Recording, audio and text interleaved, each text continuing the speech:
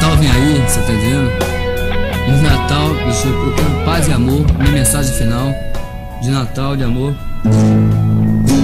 Silence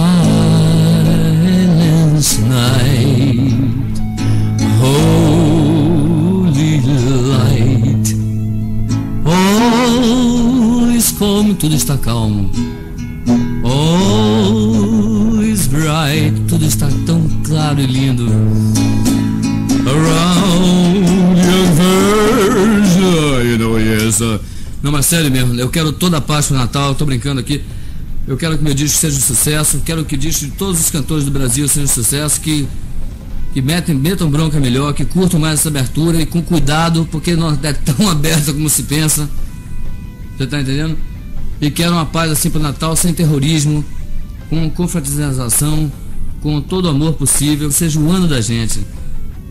Porque uma grande dificuldade estar perto do microfone com um lugar chamado free, que free chama-se liberdade, e liberdade de falar é uma coisa que nós não temos há muito tempo. É difícil ter liberdade, como cantava Bob Dylan, Hey Mr. Tambourine Man, play a song for me, né? É difícil ser livre, compadre, e a gente faz uma força danada, e eu estou nesse estúdio maravilhoso, com pessoas maravilhosas.